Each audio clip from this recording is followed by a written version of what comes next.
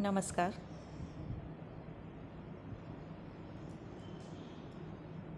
बच्चों, आपका जो 8वां प्रश्न पत्र है नाटक और रंगमंच, उसमें 5 प्रमुख हिंदी नाटक संकलित किए गए हैं और उसमें सबसे पहले जो नाटक है उसका नाम है चंद्रगुप्त और इसके लेखक हैं जयशंकर प्रसाद। तो आज से हम चंद्रगुप्त नाटक को पढ़ना प्रारंभ करेंगे। आज चूँकि हमारी पहली कक्षा है तो मैं आपको इस पर थोड़ा सा सरसरी दृष्टि डालेंगे।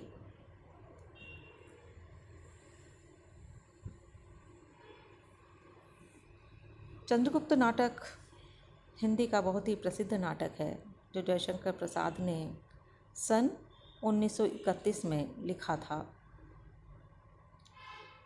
यह नाटक विदेशियों से भारत के संघर्ष और संघर्ष में भारत की विजय की कहानी कहता है। दरअसल जब ये नाटक लिखा गया था, आपको पता है, मैंने बताया अभी कि 1931 में ये रचित हुआ था। उस समय हिंदुस्तान पराधीन था, गुलाम था और जयशंकर प्रसाद को भारत की गुलामी को लेकर उनके मन में बहुत गहरी पीड़ा थी, व्यथा थी।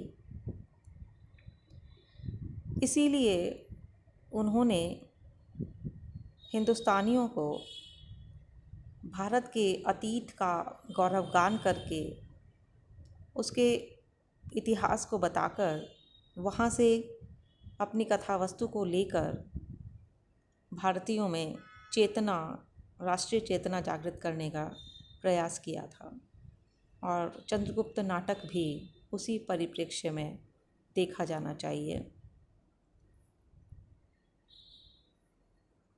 इसमें भी एक ऐतिहासिक प्रसंग के माध्यम से जयशंकर प्रसाद जी ने राष्ट्रीय चेतना को अभिव्यक्ति दी है।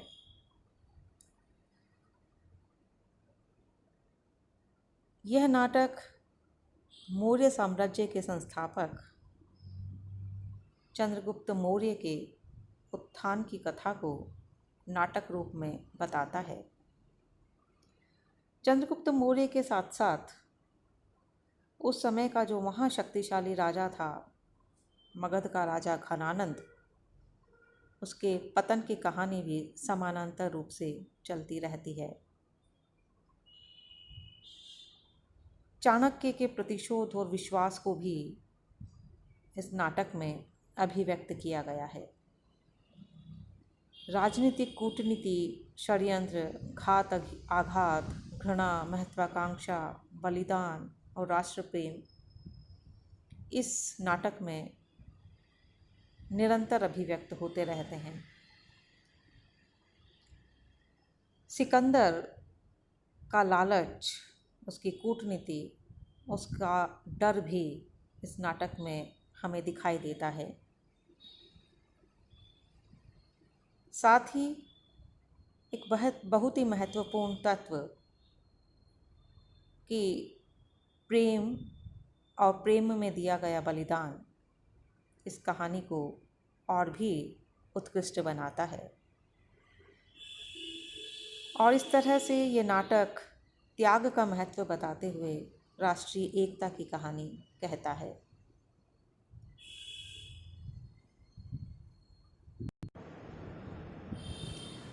बच्चों, हम देखते हैं और हमने और भी अन्य स्थानों पर चंद्रगुप्त के प्रसंग में बहुत सी कहानियाँ, उपन्यास देखे हैं, पढ़े हैं, लेकिन चंद्रगुप्त नाटक में जयशंकर प्रसाद जी ने जो लिखा है वो उनकी शोधपरक दृष्टि का परिचायक है। हमें अलग अलग प्रकार की कहानियाँ और उनसे निकलने वाला अलग अलग प्रकार का निचोड़ दिखाई देता है, लेकिन वो मन में भ्रम की स्थिति पैदा करता है। यह नाटक उन सभी से अलग है। बच्चों, जब आप इस नाटक को हाथ में लेंगे तो सबसे पहले इसकी भूमिका को देखें। जयशंकर प्रसाद जी ने इसमें बहुत लंबी भूमिका लिखी है और ये भूमिका उनकी शोधपरक दृष्टि का परिचायक है। काफ़ी महत्वपूर्ण अन्वेषण करने के बाद उनकी बहुत ही गहरी समझबूझ के साथ उन्होंने इसकी भूमिका को लिखा है।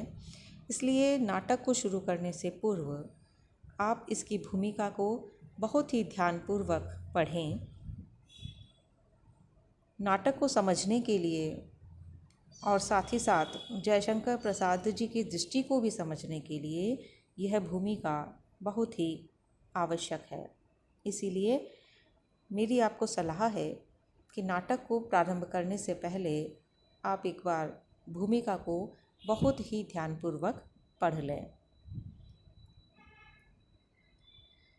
यह जब हम भूमिका को पढ़ते हैं तो ऐसा लगता है कि यह अपने आप में एक शोध पत्र है, क्योंकि इसमें उन्होंने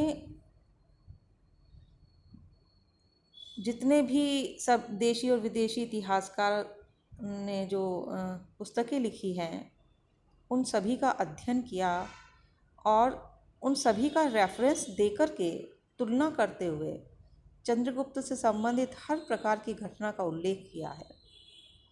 और वाकई ये बड़ा नायाब है। इस चीज़ को देखना और पढ़ना बिल्कुल ही अलग अनुभव प्रदान करता है। नाटक का जो प्रस्तुतिकरण है वो भी बहुत ही सुंदर बन पड़ा है और नाटक की भाषा भी सक्षम है, समर्थ है, प्रशंसनीय है।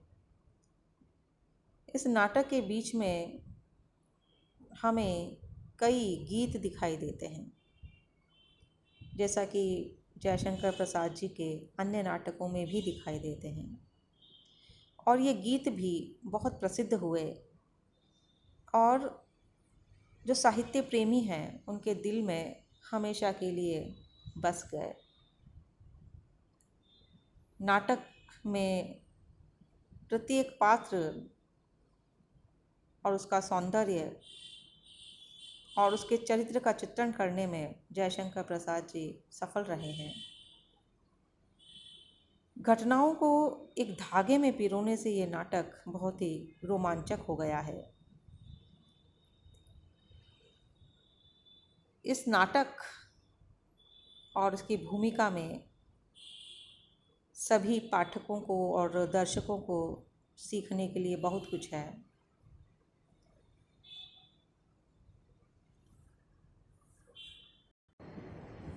आज हम अखबारों में, पत्रिकाओं में या अन्य जगह पर चाणक्य नीति की बात करते हैं। आप अपने व्हाट्सएप पर भी बहुत बार चाणक्य नीति के सूक्त या वाक्य पढ़ते होंगे। तो जो चाणक्य पात्र हैं उन चाणक्य की नीतियों को हम इस नाटक में बहुत ही अच्छी तरह से देख सकते हैं, समझ सकते हैं और उसके साथ ही साथ शिक्षा प्राप्त कर सकते हैं। तो यह निश्चित है कि जयशंकर प्रसाद जी की जो ये रचना है, ये नाटक है, वो वाकई सही मायने में ज्ञानवर्धक है और हिंदी साहित्य की बहुत ही बड़ी थाती है। यह नाटक और उसका स्थान हिंदी जगत में, हिंदी साहित्य जगत में बहुत ही ऊंचा है। नाटक की भाषा बच्चों थोड़ी सी चूँकि तत्सम प्रधान है, इसीलिए हो सकता है आपको समझने में कठिनाई हो। तो उस पर हम पूरी तरह से बात करेंगे। इस नाटक का हम विस्तृत अध्ययन अपनी अगली कक्षाओं में करेंगे। आज तो मैंने सिर्फ आपको एक मोटा एक सरसरी दृष्टि से ये बताने का प्रयास किया है कि जयशंकर प्रसाद का जो ये नाटक है चंद्रगुप्त, उसकी मूल थीम क्या है, उसके पात्र कौन कौन से हैं और वो हिंदी साहित्य जगत में क्या स्थान रखता है। लेकिन हम अपनी अगली कक्षाओं में इस पर विस्तार से बात करेंगे।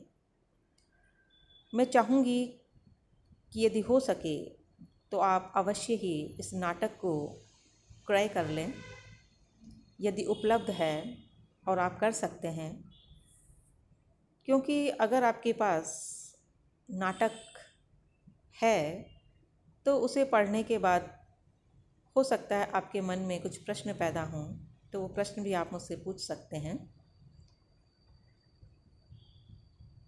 एक बार हम इसको शुरू करते हैं और फिर जैसे जैसे कोई समस्या आती है, कोई प्रश्न आता है, हम उस पर भी अवश्य ही बात करेंगे। धन्यवाद।